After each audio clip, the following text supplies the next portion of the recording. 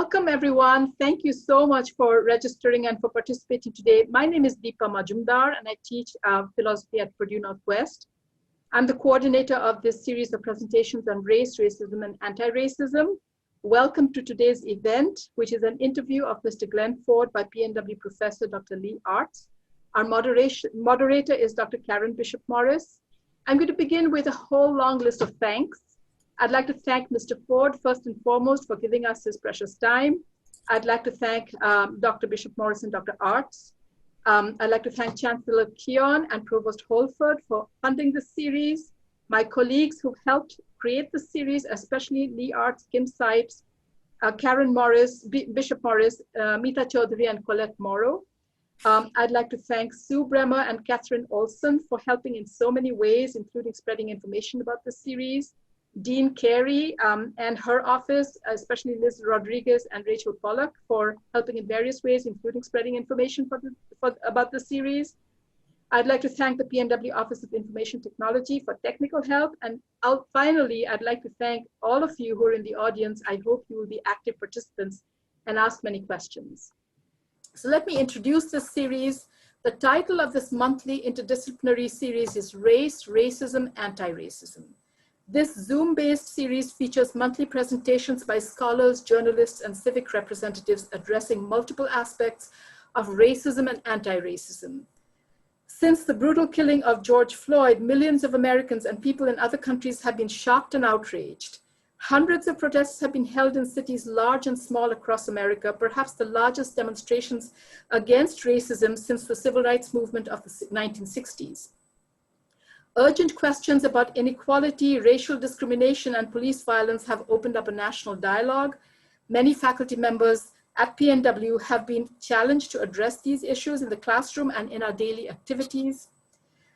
This series has the following purposes: to sympathize with the times and current protests against racism, to provide extracurricular education on race, racism, and anti-racism, and to focus on Western racism, domestic and international, especially the African-American experience, while recognizing that racism exists in many countries worldwide. We have a dedication for this series, and for the dedication, we're going to be showing you a candle. So Dr. Bishop Morris is going to so do we need to switch back to gallery view, do you think, or? So Be sharing in just a moment. Yeah, I'll wait.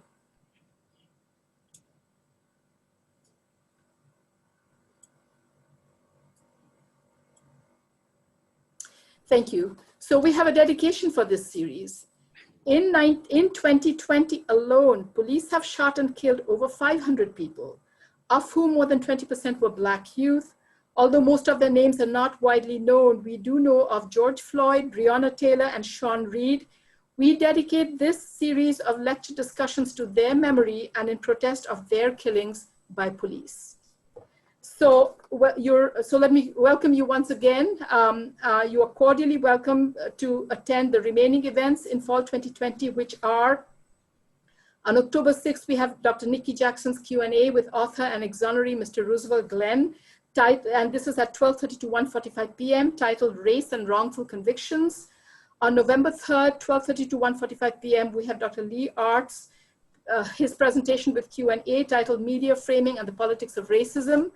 On November 30th, 2 to 3:15 p.m., so it's not 12:30 to 1:45, but 2 to 3:15 p.m., we have Dr. Kim Sipes' presentation with Q&A titled How to Talk About Race in the 21st Century. So these are the remaining three presentations. We're going to do our very best, and we have OIT helping us, but please bear with us if we have a power outage or any kind of technical glitch. We are relying on Zoom technology. We hope nothing will happen. Thank you again for attending. I hope you enjoyed today's event. I hope you will participate in all remaining events as well. I would now like to introduce Dr. Karen Bishop Morris. So she's our moderator today, and she's an associate professor of English at PNW. She earned her PhD in rhetoric and composition from Purdue University West Lafayette, where she returned in 2008 to accept the Purdue University Diversity Council Recognition Award. Dr. Bishop Morris has served PNW in a range of administrative roles, including as director of the first-year writing program and director of the University Writing Center for a decade. She's a former chair of the Department of English and former interim dean of the Honors College. She has authored articles and book chapters on writing, program administration, and experiential learning. Her current work focuses on racial disparities in healthcare philanthropy, and she's teaching a course this semester on public health and the humanities. She has consulted for several national nonprofits. Dr. Bishop Morris is a frequent invited speaker and panelist on diversity, equity, and inclusion. She has been recognized for her commitment to inclusion locally as a keynote speaker and honoree for the Mayor's Council on Disabilities in Gary, Indiana. This was in 2018. So I'm going to basically transfer the mic to Dr. Bishop Morris now, and she's going to take over. Thank you again. Thank you so much, Professor Majumdar, for recognizing the Black Lives Lost through racialized police justice. That was such a touching memorial, and we really appreciate you reminding us of the importance to reflect when possible, and also when possible to say their names. Thank you to those of us in our listening and viewing audience. There are so many ways that you could spend your lunch hour, and the fact that you are opting into yet another Zoom, this Zoom in particular, is appreciated, and we want you to know how grateful we are to have you join this discussion. Thank you also to all of the PNW staff that Professor Majumdar named, as well as Greg Collins, the CSC, and OIT for lending your support. The importance of this series on race, racism, and anti-racism cannot be overstated. Archbishop Desmond Tutu reminds us that if you're neutral in the face of injustice, then you have chosen the side of the oppressor. The impetus for this discussion grew entirely out of faculty who felt accountable and responsible to the students and the community we serve to shine a light on racial injustice and to create a space for open dialogue on the scourge of violence that continues to dominate our news cycle. It is important to note that while these early discussions were centered on racial violence in relation to police brutality, that the conversation and scope of this series expanded very quickly to acknowledge and to account for the structural and systemic racism that has characterized institutions for hundreds of years. These issues are complex and uncomfortable, yet we cannot use complexity to excuse inaction. In the words of Melody Hobson, we must be #colorbrave and engage, call out injustice where we find it, and invite those who are making policy, who we're making policy about, to the table. The Black experience is not monolithic. The Black community is a diverse community, and Black citizens represent every position and perspective, education level, economic strata, and so on. No one Black person speaks for or represents the entire spectrum of the Black experience. So as we educate ourselves and listen and learn, we should be mindful not to centralize the experience.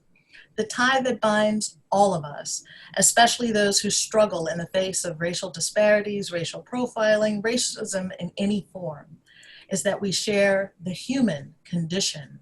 And yet centuries of oppression have produced an environment in which it has become acceptable to disregard and dismiss the humanity of Black people on sight by virtue of the color of their skin. The time is always right to do what is right, and the very fact that we are opening a dialogue today and committing to take action means today is already a win. So one final few notes, actually, just to underscore what Professor Majumdar has already said in the way of housekeeping. Speaker view is absolutely the best way for you to view this presentation in Zoom. We also just want to remind you that we are recording, and so that if you are uncomfortable with your name or your countenance becoming visible on screen, we invite you to hop over where we are live streaming on Facebook. The page is entitled PNW Series Race, Racism, and Anti-Racism. Lastly, it's important to note that the views and opinions expressed on this program are those of the persons appearing on the program and do not necessarily reflect the views and opinions of Purdue University Northwest, the PNW faculty organizers, or others who may be associated with its production. Attendees will have ample time to post questions in the chat, which is moderated by yours truly. And I think that's our final note. So I can now introduce Professor Lee Artz and he can begin our riveting discussion. So Lee Artz is a professor and researcher of transnational media, democracy, and the public sphere, and depictions of race, nationality, and the globalization of entertainment. Dr. Artz earned his undergraduate degree in English at Wayne State University, where he minored in Black Studies. At Wayne State, Artz worked with the Black Workers Congress, the NAACP, and the Detroit Mayor's Office to establish an official African Liberation Day in the city. And he also campaigned for desegregation of the Detroit public schools. He became a coordinator for the National Student Coalition Against Racism in Boston, defending school desegregation with community groups and labor unions against racist violence against Black students. Encouraged by his union affiliations, Artz apprenticed as a machinist in the Steelworkers Union, chairing his union's affirmative action committee and editing the local union paper.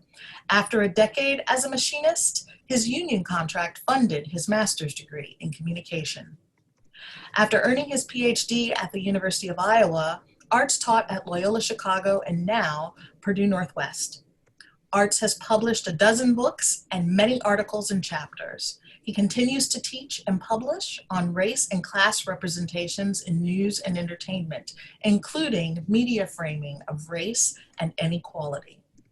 Dr. Artz will also be giving a presentation on media framing and politics of racism on November 3rd as part of this series. But today he is interviewing and talking with our very special guest, Glenn Ford, editor of the Black Agenda Report. Dr. Artz?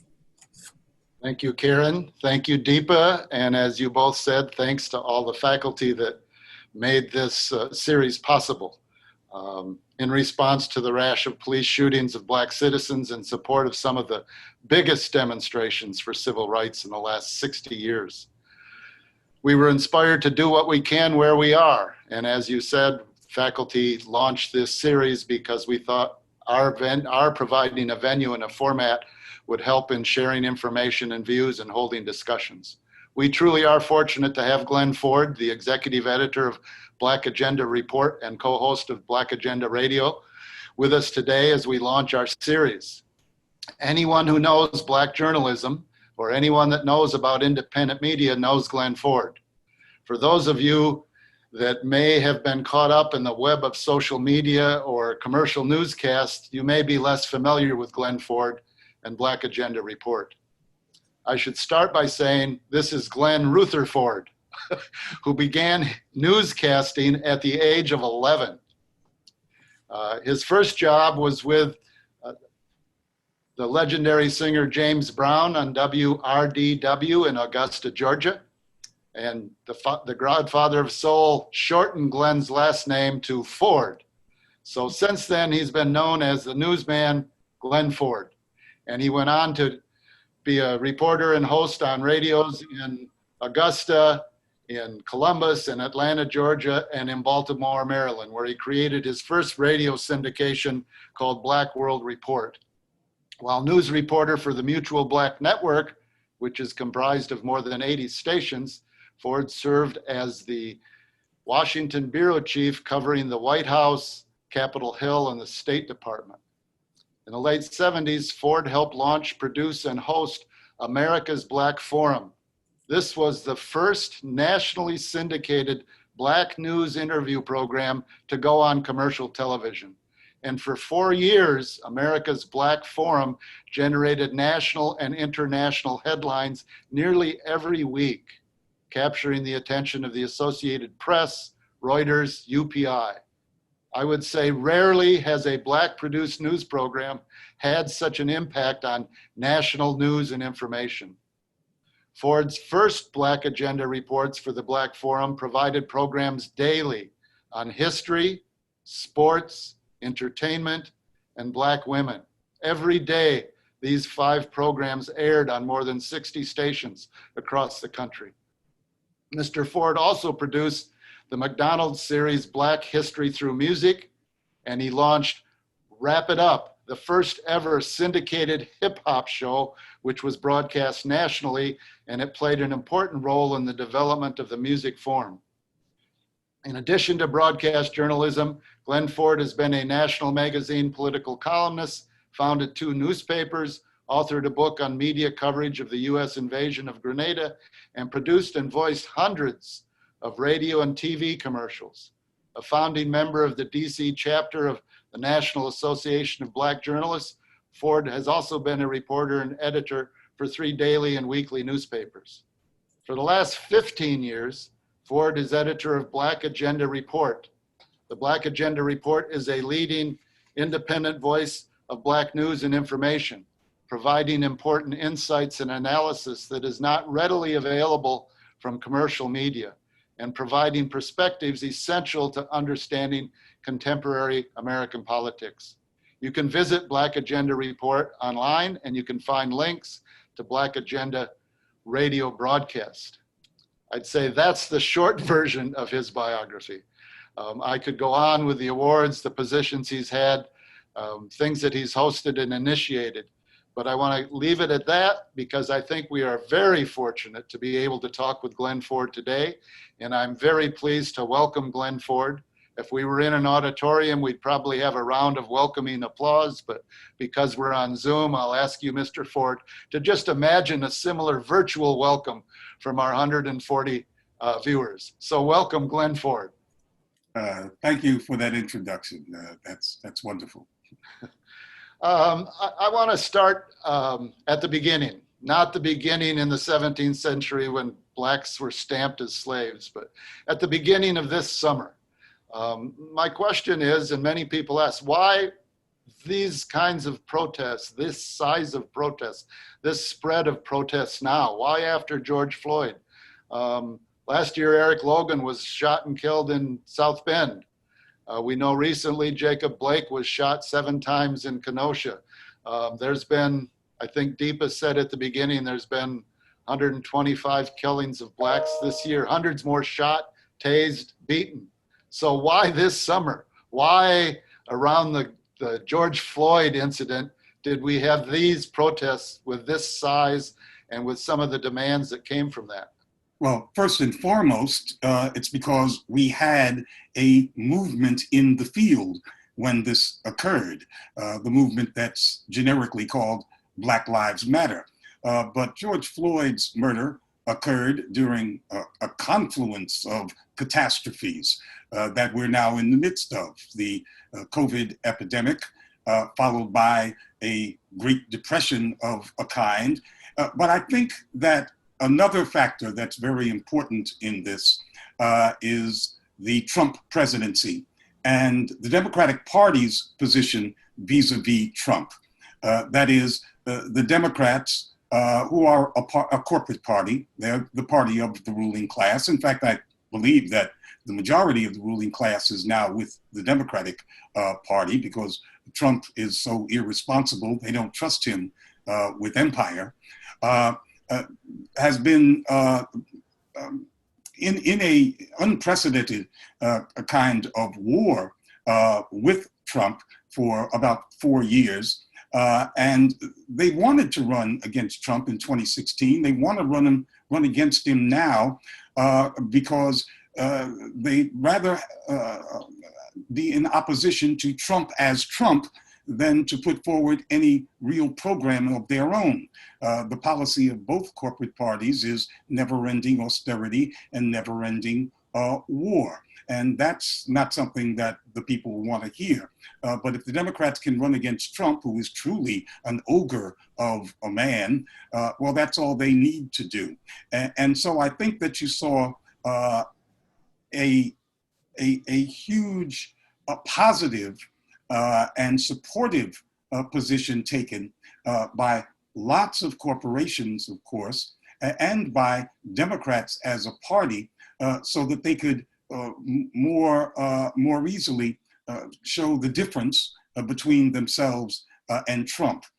And I think that was a very important factor when you see the Black Lives Matter murals painted on the streets of so many cities.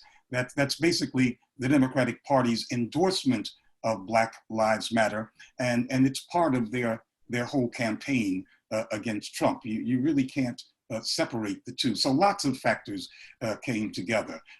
COVID, the Depression, and the particular imperatives of the Democratic Party, all of them making a huge phenomenon.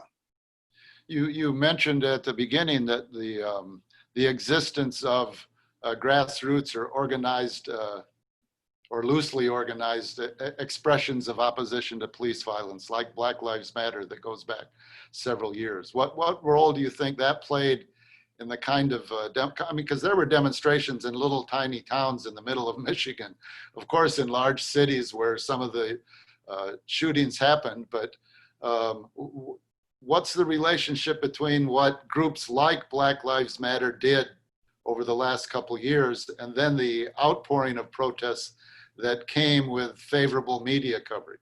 As I said, Black Lives Matter is a kind of catch-all. I'm old enough to remember that the term civil rights movement and civil rights spokesman, civil rights activist became a catch-all in the early 60s, so that any Black person with a microphone saying anything was called by corporate media a civil rights spokesman. And we have a similar kind of situation here today, where everybody who is in the movement in some kind of way is considered Black Lives Matter. Black Lives Matter is an actual organization. It has 14 chapters in the United States, only one of them in the South. These demonstrations that mobilized maybe 20 million people occurred in places where there are very few Black folks, period.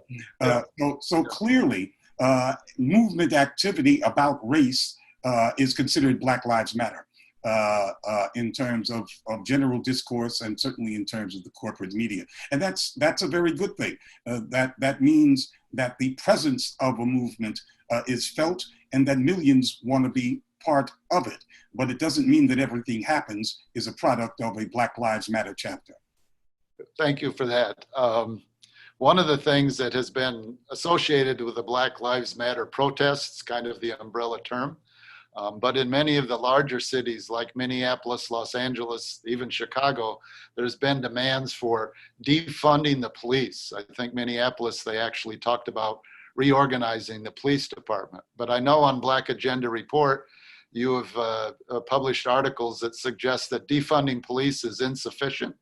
Not like most of the media says that it's wrong, but you say, yes, that's fine, but it's insufficient. And you raise the question of community control of the police.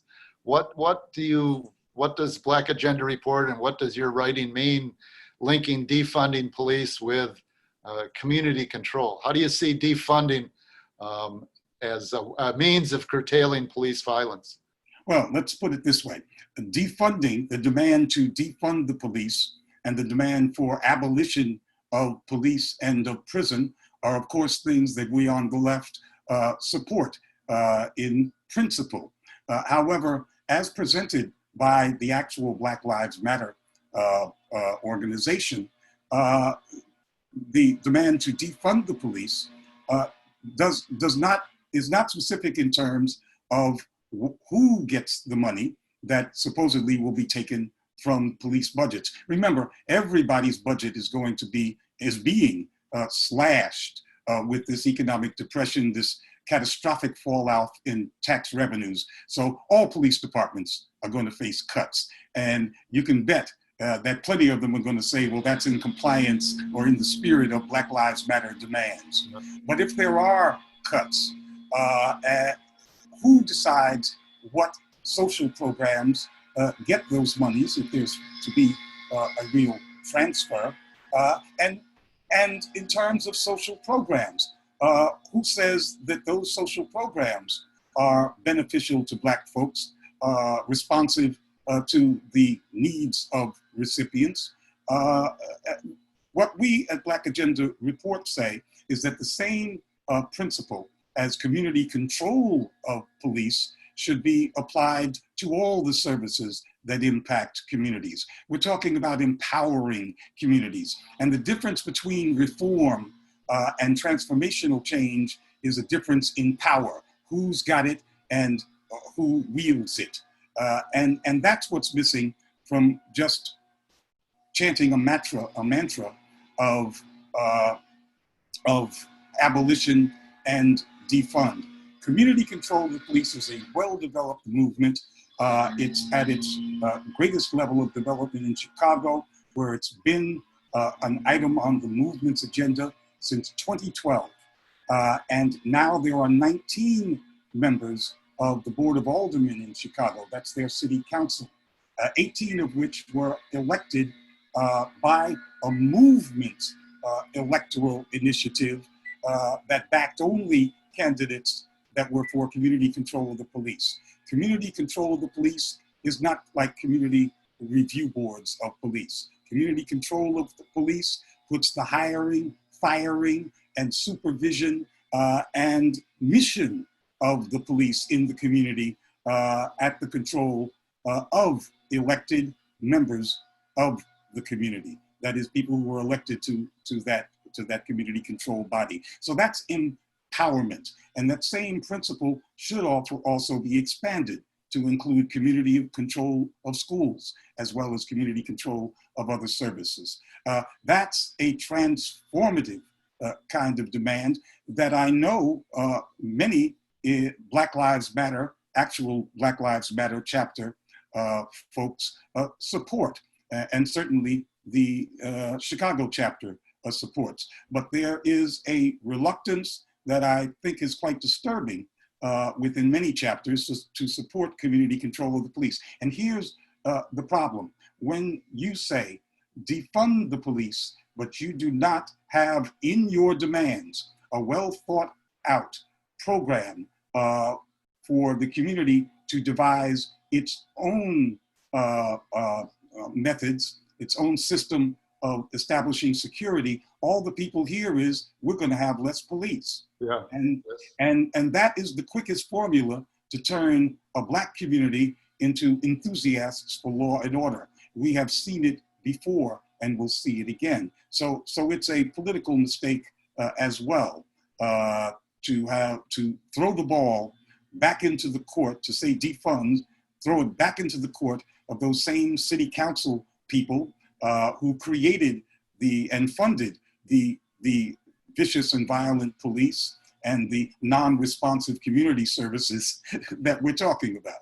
Okay, I understand this. I want to throw the ball, so to speak, back to you, because local community control over the schools and local community control over the police in the South in particular made possible segregation of the schools, made possible squads of police that said, you don't belong here, what are you doing on this street? So I mean, when you're talking about community control of the police, are you limiting that to the Black community? Or are you suggesting that a white community in some small town in the South should also have community control over the police and the schools? Well, we think that there is a demand for community control of the police in the Black community, which does not have any control over the police.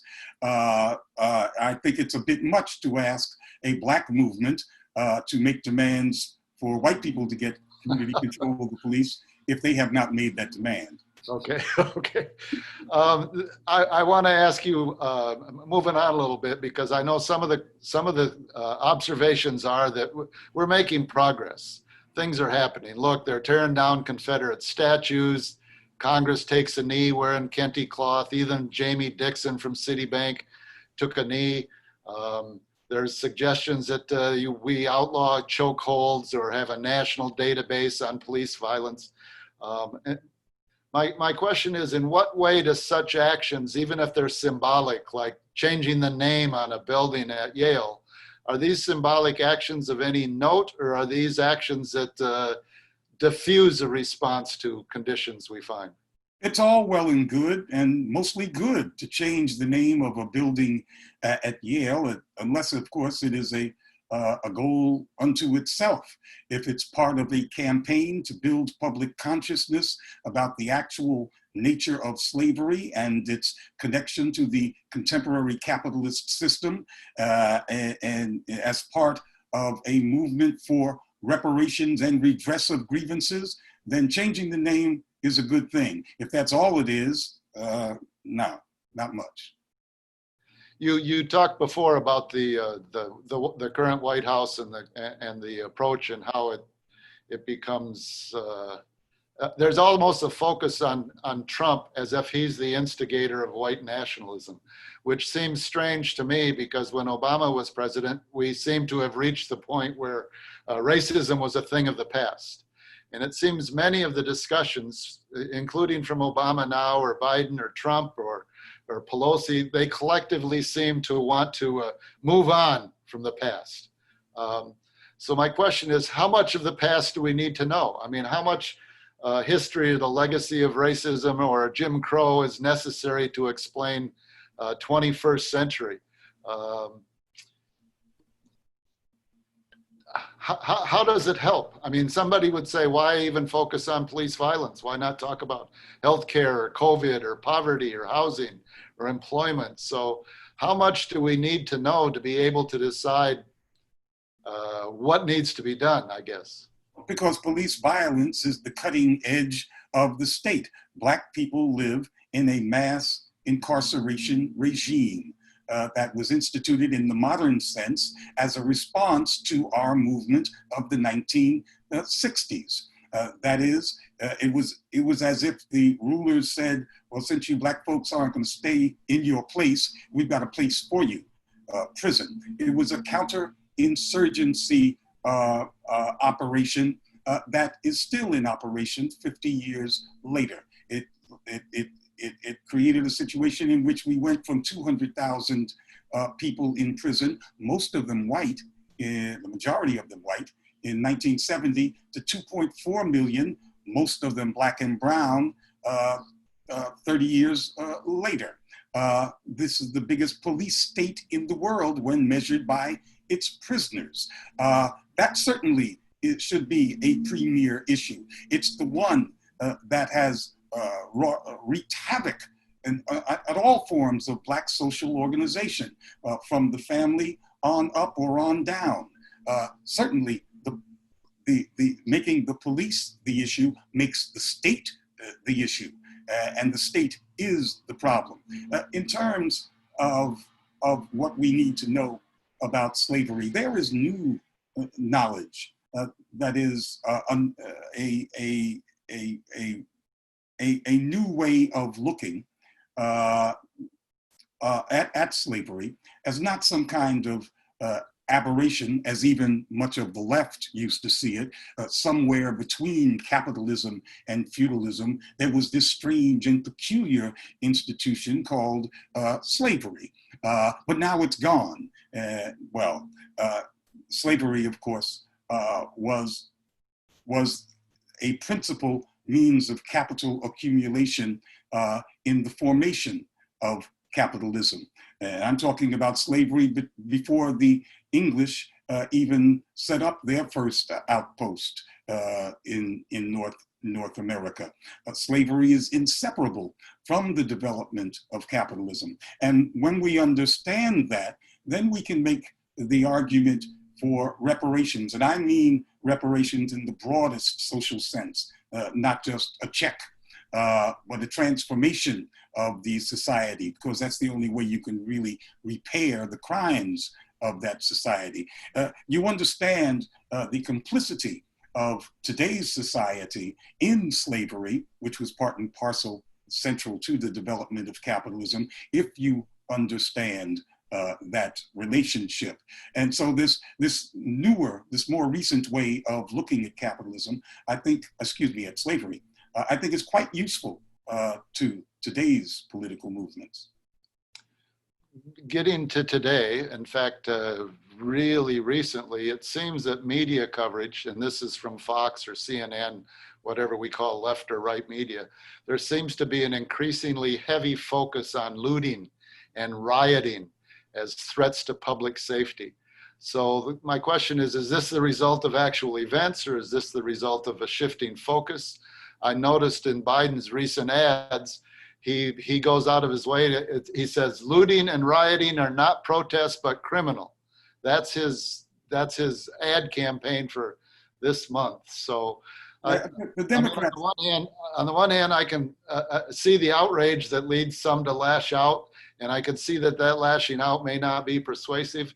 But on the other hand, it's most of the protests have been peaceful and massive, but I still wonder when did taking a life become equal to taking a bag of chips, or when did an assault on a human life equate with shooting or beating or choking? I mean, lost our concern for a fast food window and seem to have shifted away from what the protests were about. So I just wonder if that's accurate reporting on what's happening, or is this a shifting of focus following what the politicians would like to talk about?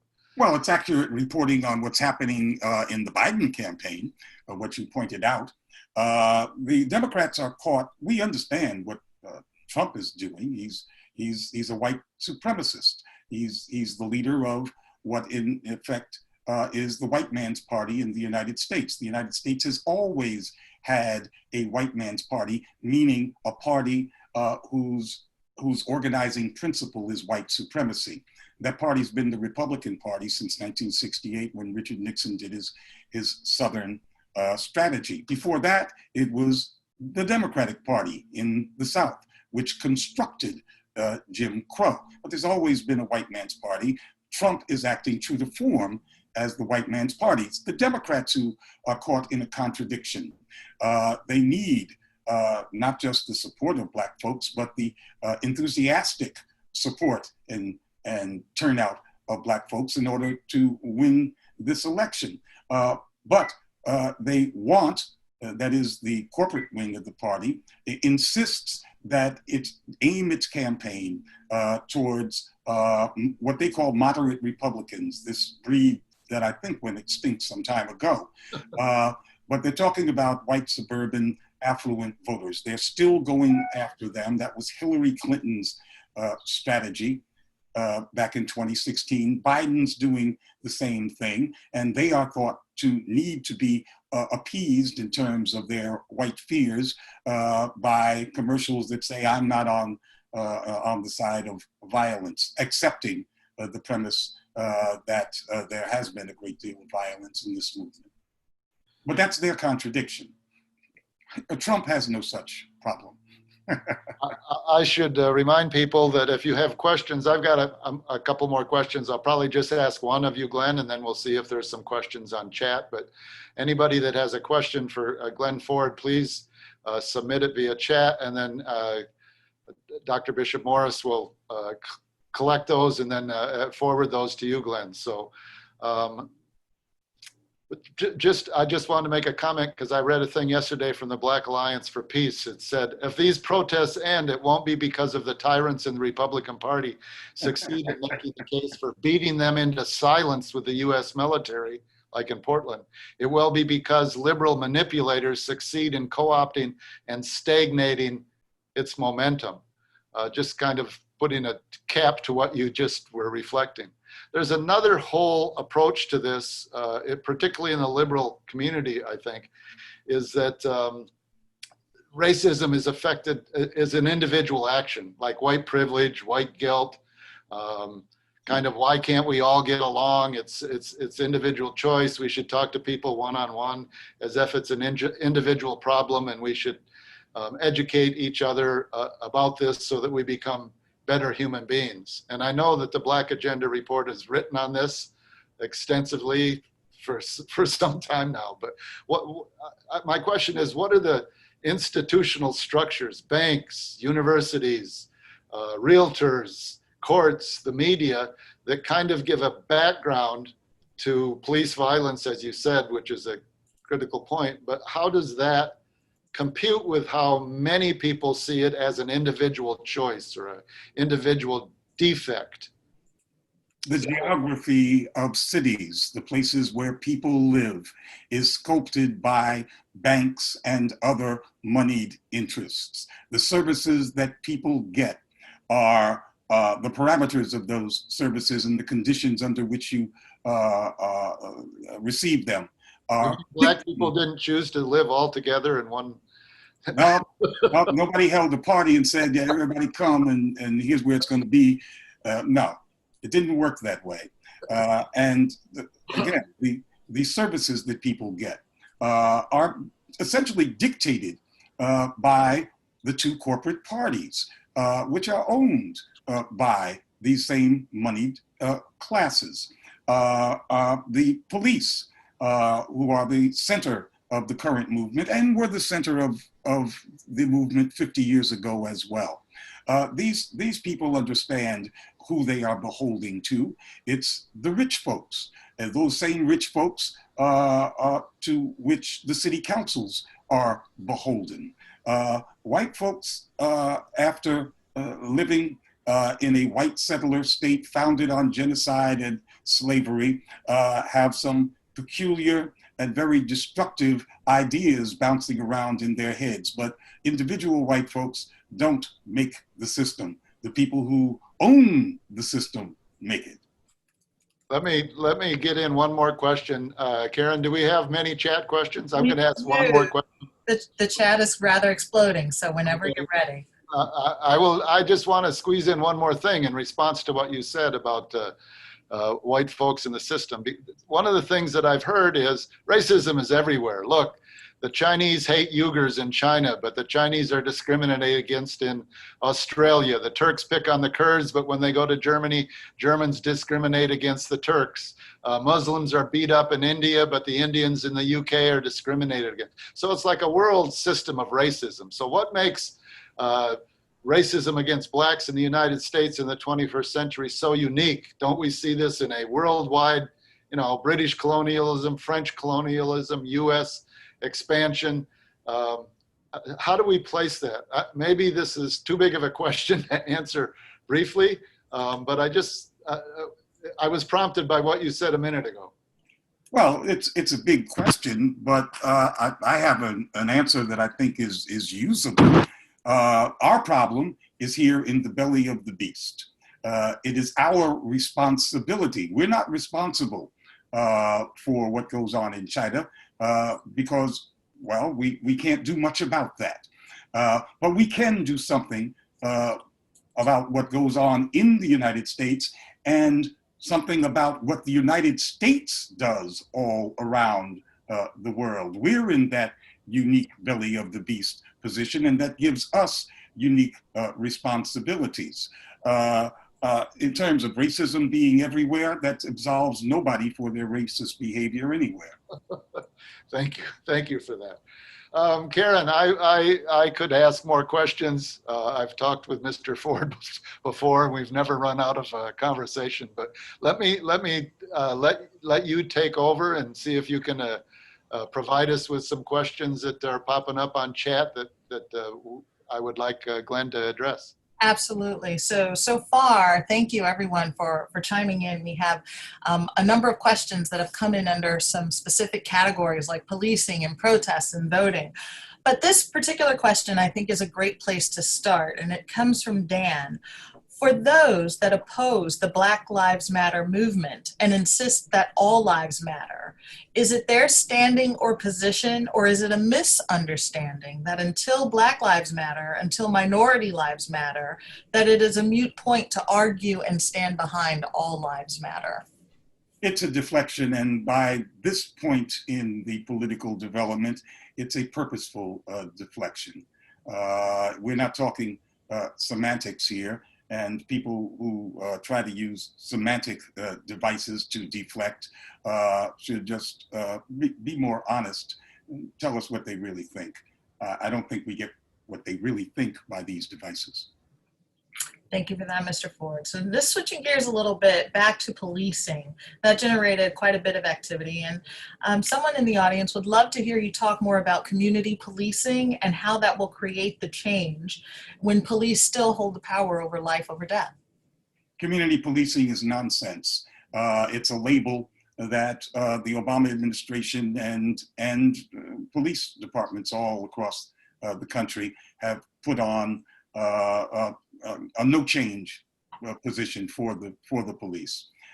Actually, many activists think that there is something much more insidious at work with community policing, because it mandates that the police and the community get to know one another much better, that the police interact with community organizations and develop deep personal as well as professional ties. Well, that sounds to many folks, to me especially, like further surveillance on the Black community, or as they would call it in the street, snitches. And in fact, that is what we have seen unfold, where designated cooperative community organizations, many of them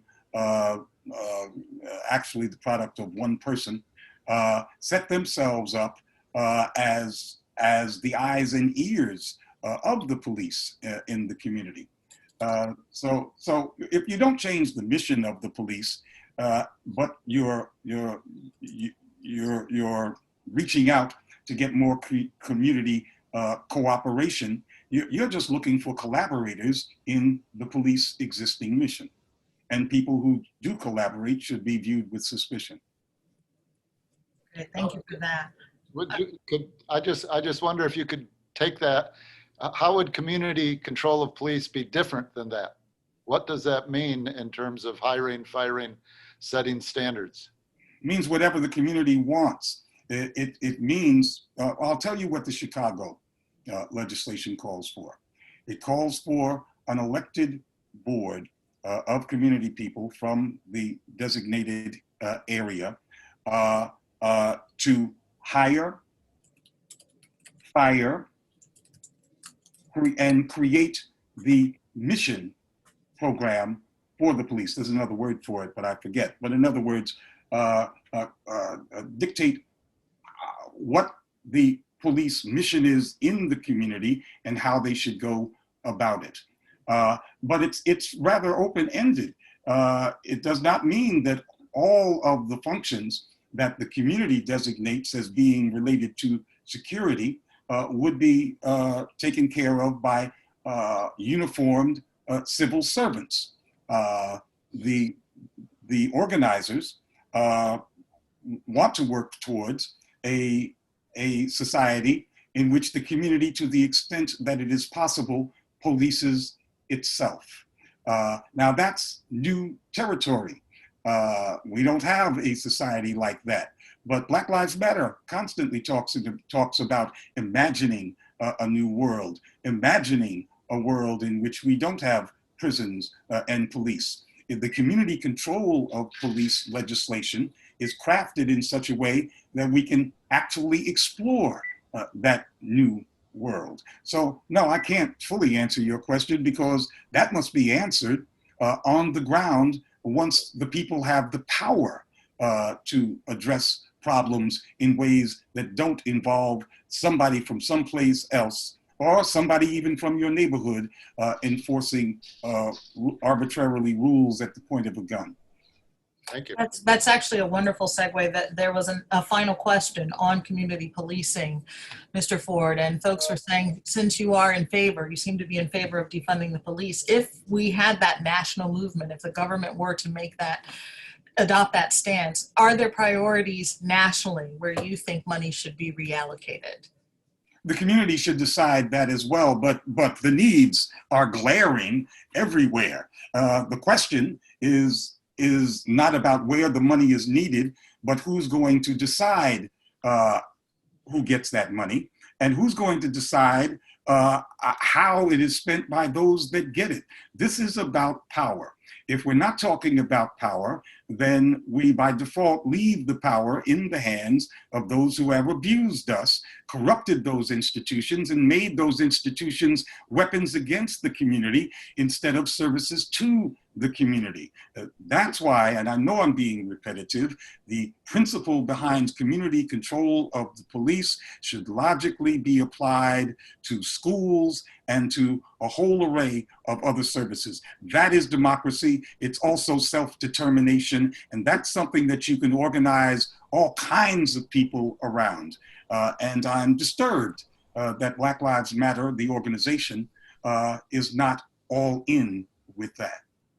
But Angela Davis, who they revere, and she's written many scholarly works on abolition, she is in favor, has wholeheartedly endorsed community control of the police as it is unfolding in Chicago and as it is attempts are made to root it elsewhere.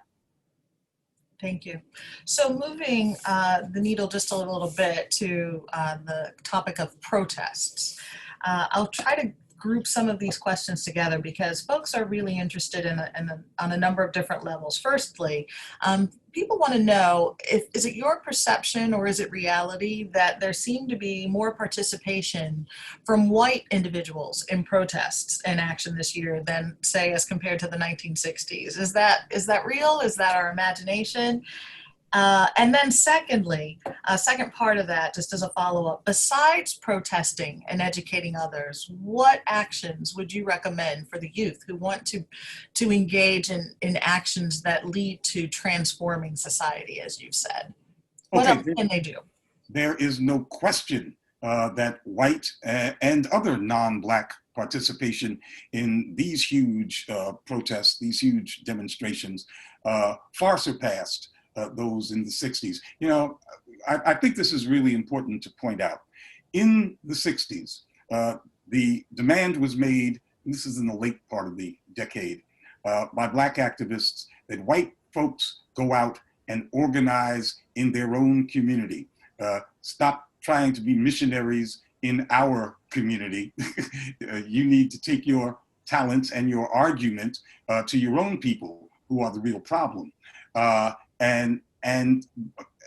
But in terms of race, accept Black leadership once you have organized your folks. Well, 50 years later, that has transpired. That it's a wonderful thing for an old head like me to see, although it took half of a century. So we see all of these young white people in political agreement with what they perceive as the goals of the movement in general, bringing their friends and associates into the movement, and at the same time accepting Black political leadership in this racially centered issue, carrying Black Lives Matter placards and shouting the slogans. That takes us full circle over half a century. Thank you.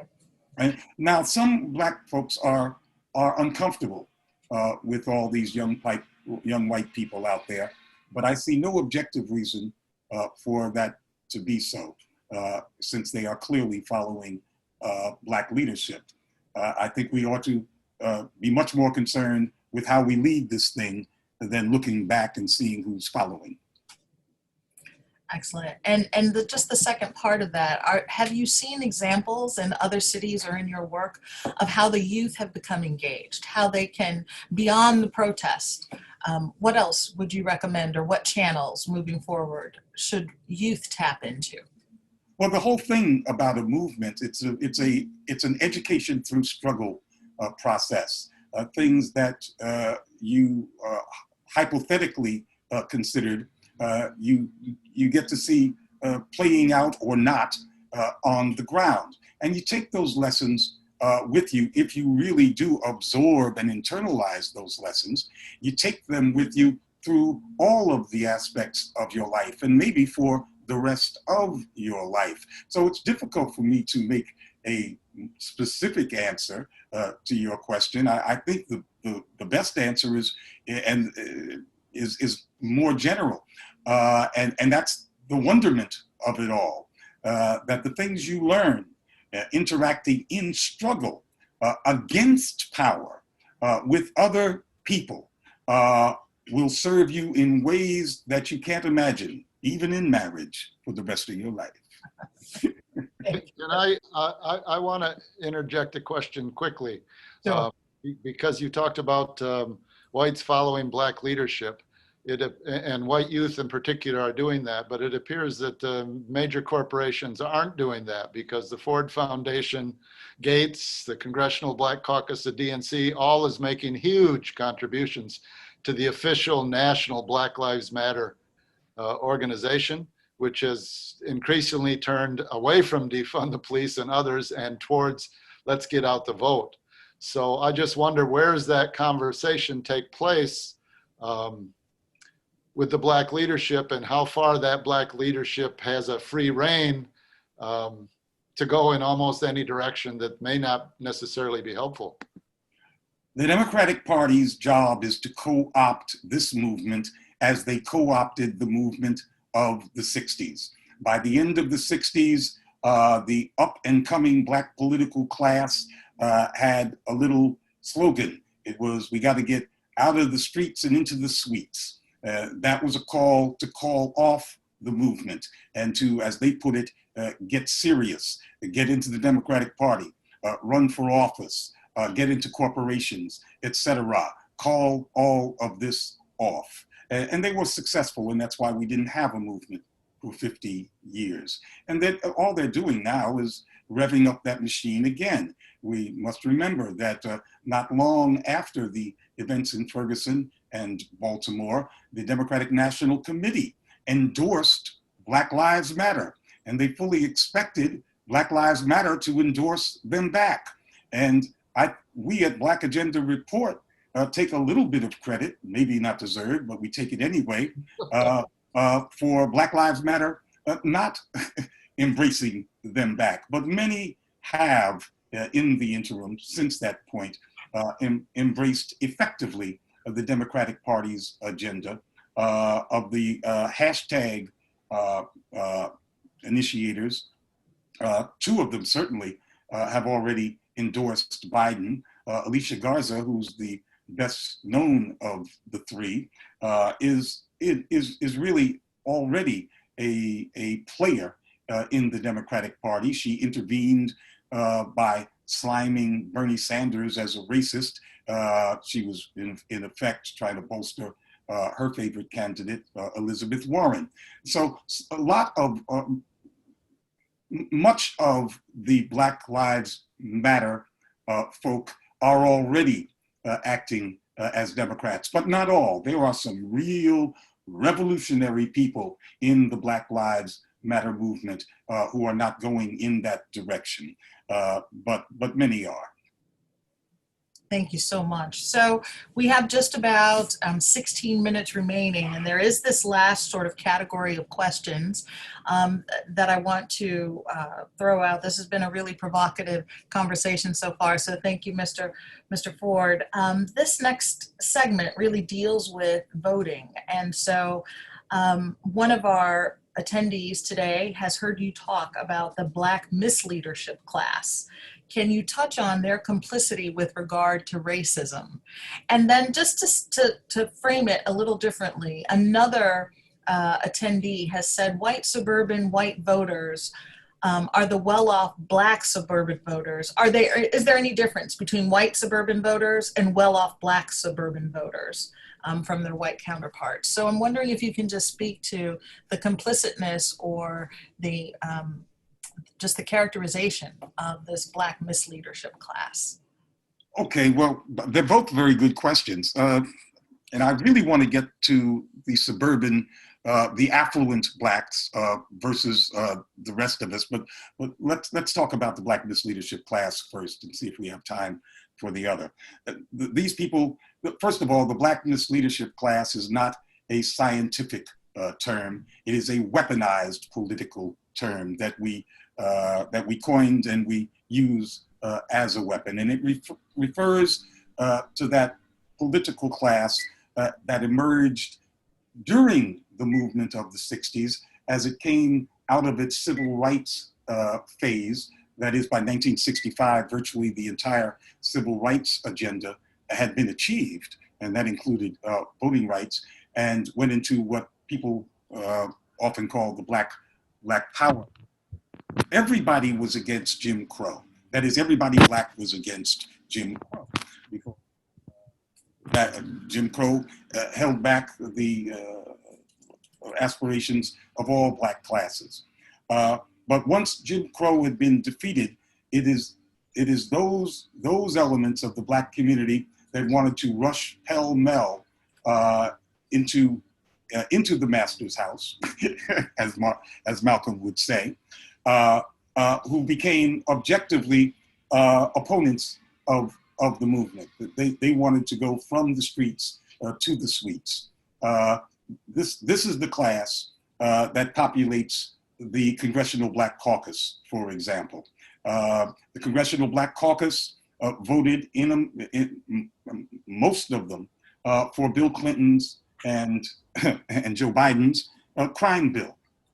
The Congressional Black Caucus more recently, in 2014, just 2 months before Mike Brown was shot down in Ferguson, Missouri, 80% of the caucus voted to continue the Pentagon's 1033 program, which is the militarization of local police program in the United States, funneling billions of dollars in weapons and gear to local police. And only a year ago, 2 years ago, in 2018, 75% of the Congressional Black Caucus voted to elevate the police to a protected class. And they made assault on police, which is when the police claim you hit them after they beat your butt, make assault on police a federal hate crime. So that's the behavior of this Black misleadership class. They are all in with the police state. They have never worked to curb this mass Black incarceration regime. But now they seek to co-opt a movement that was first and foremost against that mass Black incarceration police state regime. Thank you for that. Did you want to address the Black suburban versus Yeah. white? Yes. You know, Bruce Dixon, the late Bruce Dixon, who was a co-founder of Black Agenda Report, we were working together in our first year in 2002 when Cynthia McKinney was defeated in a primary for her seat in Atlanta, Georgia. That was a national election in that the whole national corporate media were focused on the race. And the way the corporate media framed the race, and this is the same way that their bosses in the corporate ruling class framed the race, was that this was a conflict, a contest between an old style civil rights type politician who was always talking about Black rights and such, and the new Black politician that was being introduced in the person of her opponent. And the assumption that underlay that framework was that the more money Black folks make, the more upwardly mobile they are, the more conservative they become in their politics. Well, that had never been proven. Well, Cynthia lost her race, but Bruce and I did an analysis of the returns to see who voted for her and who did not, because based on this, she should have lost the Black election too, not just the election as a whole. What we found was that Cynthia carried overwhelmingly the Stone Mountain precinct in Georgia, which is quite affluent. And you have to understand that DeKalb County is the second most affluent Black majority county in the country, second only to Prince George's County outside of Washington, D.C. This is where these affluent Black folks who are supposed to be becoming more and more conservative every year, this is where they live. And they overwhelmingly supported Cynthia McKinney. So on the ground, we disproved, we saw that it was, that this assumption had been disproved. Black folks don't become necessarily less militant, less left-leaning, less race-conscious, less anti-rule of rich folks, just because they have a bigger mortgage. Thank you. So I want to add one thing too. Sure. There's this myth that white rural working class voters are the reason that Trump got elected. But again, statistically, the empirical evidence suggests that that's not true, that the overwhelming majority that voted for Trump made more than close to $100,000 a year. So again, the media presentation of that is one that there's these backwards, laid off steel workers, white guys that are outraged and they're voting for Trump in their majority. And just the empirical evidence is not there, despite the quotes that are shown to us on nightly news. What made the affluent white chattering classes absolutely hysterical after the victory of Trump in 2016 was the reality that 53% of white women voted for Trump. That the reality that there is a racist bloc in white America covering all classes, encompassing all classes, that will vote for a man like Trump who offers only white supremacy. Thank you for that. Such great responses. And Mr. Ford and Professor Artz, I want you both to know how much the audience is really appreciating your candor and the history lessons and all of the context that you are providing. So I know that we just have a few minutes remaining, but there is a sort of a two-part question. One part is directed to Mr. Ford, one part to Professor Artz, and at that, I'll turn it over to Professor Artz to make final questions and comments. So, Mr. Ford, what do you personally say to Black people who do not fall into a Black Lives Matter mindset? Their opinions don't fall into the Black Lives Matter narrative, and so they're disregarded. What do you say to those people? What do you say to Black Republicans or even Black Trump supporters? So that's the first part for Mr. Ford. And then Professor Artz, do you feel Black leadership negates, or why do you feel Black leadership negates the work of Black Lives Matter? I don't have anything to say to Black Republicans. I don't see any real need to say anything to them because they're not a significant portion of the Black electorate. We have enough work to do with the 95% of Black folks who can't stand Donald Trump to concern ourselves with Donald Trump supporters. You know, I used to have friends, this is a very long time ago, who were Black Republicans. This is during the time that Richard Nixon was basically inventing the Republican stance on Black business. And he was a champion of the 8A program and lots of other initiatives. But when you talk to these folks, especially when they got a couple of drinks in them, they basically were saying, look, I don't like all of our people following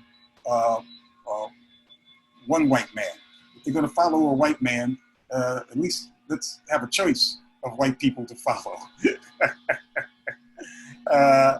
So yeah, there was a time when you could actually have a drink and a good conversation with Black Republicans. But I don't think that time exists anymore. It hasn't existed since Ronald Reagan, when Black Republicans became Clarence Thomases and such.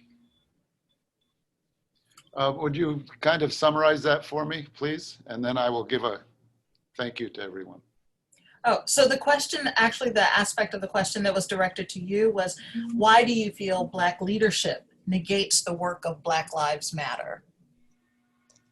Well, within that question, there's an assumption that they do negate the work. I don't think that they have effectively stopped Black Lives Matter or the largest protests in 60 years for civil rights and racial equality.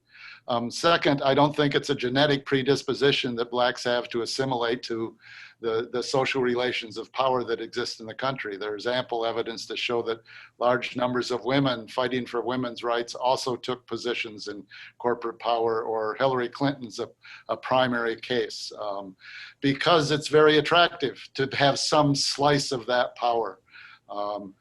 So I don't think it's a biological predisposition of as Glenn gave the example of in Georgia, you get a certain amount of success and suddenly you're going no longer to support those social changes. Although I would say that once you're in a different social position, your view of the world will change. which explains why so many people come out in protests of police violence, because their experience has not been that those are officer friendly, and that when the police car rides up to when I'm shooting hoops, it's not something I'm looking forward to. So that experience informs what we might do. I see we have just a few minutes left, so I'd like to thank Glenn Ford profusely. Thanks to you, Dr. Bishop Morris and Deepa Majumdar and the whole Purdue Northwest faculty, and appreciation to Chancellor Keon and Professor Holford and Dean Carey for their support. And more importantly, I want to thank the more than 100 viewers on Zoom and however many there are on Facebook. My own feeling is this event, the actions by athletes in the NBA and the WNBA and baseball, by academics like in the University of Pennsylvania that are hosting similar activities, the hundreds of community rallies and the largest demonstrations we've seen in a long time. All of this indicates that the desire for equality and dignity has increased since the days of the historic civil rights movement of Malcolm and the Student Nonviolent Coordinating Committee and Martin Luther King. With hope, people often will quote King that says, "The arc of the moral universe bends towards justice."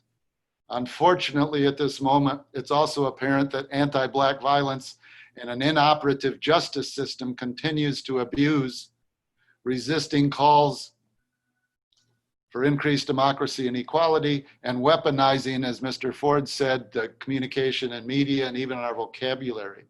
So I would say, combining the lessons of the 60s and the slogans by protesters today, we might better say, the arc of the moral universe bends towards justice, but only when pressure is applied. So we have an urgent need to find effective and creative actions to transform information, policies, and practices that are anti-racist. I just hope that these presentations that we're having this semester contribute to those efforts. I'd like to end by reminding people that the next one is on race and wrongful convictions with Dr. Nikki Jackson, who's a professor here at Purdue Northwest, and Roosevelt Glenn, who was wrongfully convicted and then was released. He wrote a book called Innocent Nightmare. That will be October 6th at 12:30 with the same Zoom link and the same Facebook page. And thank you to everybody. And those of you that are, keep up the good work.